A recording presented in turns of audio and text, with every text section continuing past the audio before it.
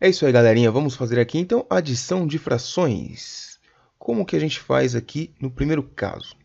Primeiro caso, onde a gente tem aqui o mesmo denominador. No caso, o denominador aqui dessas duas frações é o número 7. Então, como é que a gente resolve aqui? Nesse caso, quando é o mesmo denominador, a gente mantém o denominador.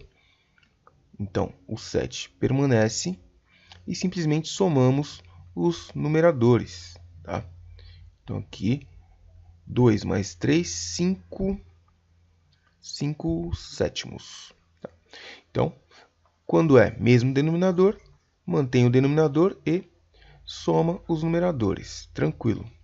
Vamos ver aqui então o segundo caso, quando o denominador é diferente.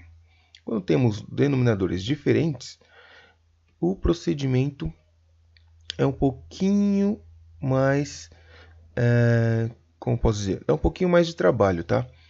Vou fazer aqui de várias formas. Primeira forma é, como a gente viu, se os numeradores são iguais, fica mais simples. Então, a primeira forma que eu vou fazer aqui é igualando os numeradores. Como? Multiplicando aqui por 1 as frações. Tá? Mas eu não vou escrever o número 1 aqui, senão não adianta, porque o 1 é um número neutro, né? Então não ia mudar o meu resultado. Então eu vou escrever o 1 de maneira diferente. Ó. Vou escrever o 1 como sendo o resultado da divisão de 5 por 5. 5 por 5 é 1, então eu estou multiplicando 4 terços por 1. E aqui eu vou proceder da mesma forma, só que ao invés de colocar o 5, eu vou colocar o 3. Com isso eu consigo o quê? Eu consigo deixar elas com o mesmo denominador, tá? Resolvendo aqui essa multiplicação, ficamos em cima com 2 vezes 3, 6. E embaixo, 3 vezes 5, 15. Mais 4 vezes 5, 20. E embaixo, 3 vezes 5, 15. Percebeu que agora nós temos o quê? O primeiro caso, onde os denominadores são iguais. E então, como já vimos anteriormente, mantemos aqui o denominador e somamos os numeradores. 6 mais 20, 26. 26 sobre 15. Tá? Então tá aí, ó. Chegamos aqui à resposta igualando os denominadores. Bom, tem só essa forma de fazer? Não, tem uma outra forma de fazer que é utilizando o quê? O MMC para a gente descobrir quais são o mínimo múltiplo comum entre os denominadores, tá? Então a gente, no caso aqui, entre 5 e 3, ou melhor, 3 e 5, tanto faz a ordem, tá? Vamos colocar o menor para o maior. Entre 3 e 5, qual é o mínimo múltiplo comum? Então a gente vai lá, coloca aqui para a gente decompor eles ao mesmo tempo, não é isso? Então, traçamos aqui uma reta, beleza? E a gente começa a decompor. Ó. Por 2, que é o primeiro primo, não tem, mas por 3 pode. Uma vez aqui, aqui não dá, repetimos. O próximo que divide é o 5, dá 1. Então, ó, 3 vezes 5, 15. Esse aqui é o mínimo múltiplo comum entre 3 e 5, conforme já havíamos visto aqui anteriormente. Então, depois que a gente descobre aqui o mínimo múltiplo comum, a gente coloca, vamos repetir aqui, ó, 2 quintos mais 4 terços. Vimos que o mínimo múltiplo comum entre 5 e 3 é o 15, certo? Então, colocamos o 15 aqui. Esse 5 ficou muito estranho. Vamos colocar aqui, pronto. Dá para entender que é um 5, aqui é o 15 aqui embaixo. Muito bem. Aí como é que a gente procede agora?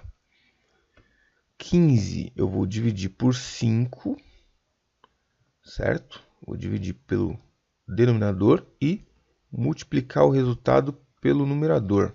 E aí eu coloco aqui. Então 15 dividido por 5 dá 3. 3 vezes 2, 6. O sinal se mantém, então aqui a operação é adição, mais. E eu repito, faço a mesma coisa aqui com o 3. Ó. 15 dividido por 3, temos 5. 5 vezes 4, 20. Então, dessa maneira aí, a gente chega no mesmo resultado, só que usando o MMC, tá? 26 sobre 15. Tudo bem? Eu prefiro fazer dessa forma aqui, que é mais rápido, na minha opinião, tá? Mas, geralmente as pessoas aprendem aí utilizando o MMC. Vamos ver aqui o último caso de adição de fração, que é o caso em que temos um número inteiro mais a fração. Então, estou somando aqui 2 mais 1/3. Como é que eu resolvo isso? 2 mais 1/3. Perceba que qualquer número inteiro pode virar uma fração, adicionando o número 1 como denominador, pois, como acabamos de ver, o 1 ele é neutro, é o elemento neutro da divisão e da multiplicação, então ele não altera o resultado. Qualquer número dividido por 1 continua sendo o mesmo número, tá? Porém, agora nós temos, ao invés de um número inteiro mais a fração, temos o quê? Duas frações, e aí caímos em um dos casos anteriores, olha só. Para ficar mais simples, o que eu vou fazer?